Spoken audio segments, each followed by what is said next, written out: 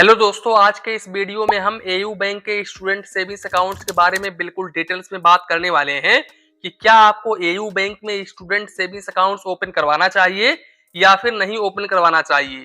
तो सबसे पहले अगर हम एयू बैंक की बात करें तो जैसा कि आपको पता है कि एयू बैंक भैया पहले एयू स्मॉल फाइनेंस बैंक हुआ करता था, लेकिन अब ये यूनिवर्सल बैंक बन चुका है। तो यहाँ पर ये भी एक प्राइवेट बैंक बन चुका है। अब यहाँ पर इस बैंक में इस स्टूडेंट सेविंग्स अकाउंट्स को ओपन करने के लिए आप माइनर से भी इस सेविंग्स अकाउंट्स को ओपन कर सकते हैं। हालांकि अगर आप माइनर से अपना सेविंग्स अकाउंट ओपन करते हैं तो फिर इस केस में यहाँ पर गार्डियन की आवश्यकता होती है और फिर आपको ब्रांच में जाना पड़ता है अकाउंट ओपन करने के लिए। लेकिन अगर आपका जो एज है वो 18 ईयर्स प्लस है तो फिर इस केस में आप वीडियो केवाईसी के माध्यम से ऑनलाइन ओपन कर सकते हैं। इसके अलावा कस्टमर केयर पर कॉल करके अप्लाई कर सकते हैं। साथ ही साथ आप ब्रांच में भी जाकर के इस सेविंग्स अकाउंट्स को ओपन कर सकते हैं। आप किसी भी माध्यम से इस सेविंग्स अकाउंट्स को ओपन कर सकते हैं। दूसरी बात, डॉक्यूमेंट्स में आपको ओनली आधार कार्ड, पैन कार्ड देना होगा। इसके अलावा अगर आप ब्रांच के जरिए सेविंग्स अकाउंट्स को ओपन करते हैं तो फिर इस केस में आपका 3 फिजिकल फोटो लगने वाला है। आपका सेविंग्स अकाउंट बहुत ही इजीली ओपन हो जाता है। इसके अलावा भैया एयू बैंक का मोबाइल बैंकिंग एप्लीकेशंस काफी ज्यादा शानदार होता है। इनके मोबाइल बैंकिंग एप्लीकेशंस के ऊपर 4.4 का रेटिंग है। इसके अलावा 96K का रिव्यू है। 54 MB का ये एप्लीकेशन है और लगभग 50 लाख प्लस लोगों ने इस एप्लीकेशन को डाउनलोड करके रखा हुआ है। तो इस हिसाब से भाई इनका मोबाइल बैंकिंग एप्लीकेशन काफी शानदार है और इनके मोबाइल बैंकिंग एप्लीकेशन में आपको काफी बेहतर यहाँ पर फैसिलिटीज देखने को मिल जाती है। साथ ही साथ मैं आप लोगों को बता दूं कि AU bank student savings accounts के ऊपर अप टू 6.50% पर एनम का रेट ऑफ इंटरेस्ट ऑफर करता है। अब भैया इन्होंने अपने वेबसाइट के ऊपर मेंशन तो किया है कि आपको 6.50% का रेट ऑफ इंटरेस्ट देखने को मिलेगा, लेकिन ये इंटरेस्ट रेट आपको कब देखने को मिलेगा? जब आपके अकाउंट में बैलेंस 10 लाख रुपए से अधिक हो जाएगा और यहाँ पर 10 करोड़ से कम रहेगा, तभी आपको यहाँ पर 6.50% का रेट ऑफ इंटरेस्ट देखने को मिलेगा। और ये इंटरेस्ट रेट आपके अकाउंट में मंथली वाइज क्रेडिट होता है, जहां पर सभी बैंक आपको क्वार्टरली यहाँ पर इंटरेस्ट रेट प्रोवाइड करते हैं।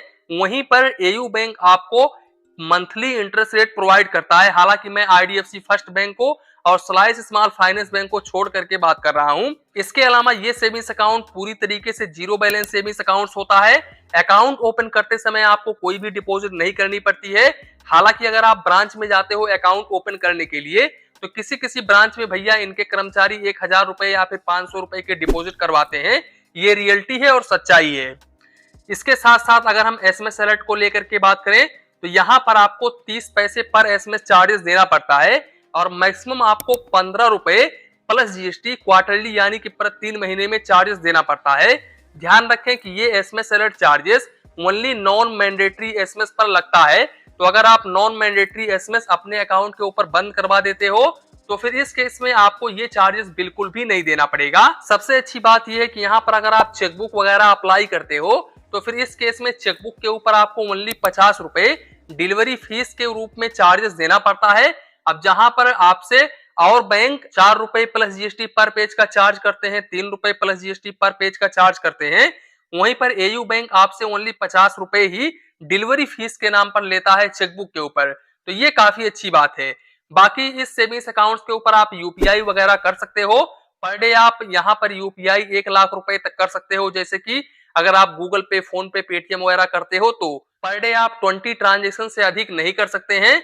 साथ ही साथ मैं आप लोग को बता दूं कि इस सेविंग्स अकाउंट्स में आप जितना मर्जी चाहे उतना बैलेंस रख सकते हो। तो यहाँ पर आपके मन में ये कंफ्यूजन बिल्कुल भी नहीं होना चाहिए कि भैया मैं इस सेविंग्स अकाउंट्स में कितना बैलेंस रख सकता हूँ। दूसरी बात, ये बैंक DICGC से इंश्योर होता है। तो यहाँ पर आपका 5 लाख रुपए तक का अमाउंट बिल्कुल सुरक्षित होता है। और सबसे अच्छी बात यह है कि यहाँ पर एयू बैंक आपको रुपए प्लेटिनम डेबिट कार्ड ऑफर करता है और इस डेबिट कार्ड के ऊपर आपको अप टू 10 लाख रुपए तक का पर्सनल एक्सीडेंटल इंश्योरेंस देखने को मिल जाता है और 1 करोड़ रुपए तक का अप टू 1 करोड़ रुपए तक का एयर एक्सीडेंटल कवर देखने को मिल जाता है। साथ ही साथ इस कार्ड के ऊपर लास्ट कार्ड लायबिलिटी 2 लाख रुपए तक का देखने को मिल जाता है। और दूसरी बात मैं आप लोगों को बता दूं कि इस डेबिट कार्ड के ऊपर आपको ओनली एनुअल मेंटेनेंस चार्जेस 200 रुपए प्लस जीएसटी देना पड़ता है, जो कि टोटल आपका 236 रुपए डेबिट होता है। सबसे अच्छी बात यह है कि इस डेबिट कार्ड से आप पर डे 50,000 रुपए निकाल सकते हो और 2 लाख रुपए तक ऑनलाइन ट्रांजेक्शन कर सकते हो। और भैया इस डेबिट कार्ड से एयू बैंक के एटीएम से एक महीने में आप 10 फाइनेंशियल ट्रांजेक्शन कर सकते हो बिल्कुल फ्री ऑफ कॉस्ट में। अब अगर आप इससे अधिक करते हो तो फिर इस केस में आपको 23 रुपए plus GST per transaction charges देना पड़ता है। हालांकि यहाँ पर नॉन फाइनेंशियल ट्रांजेक्शन हो सकता है फ्री हो, क्योंकि यहाँ पर नॉन फाइनेंशियल ट्रांजेक्शन के बारे में एयू बैंक ने बिल्कुल भी मेंशन नहीं किया है।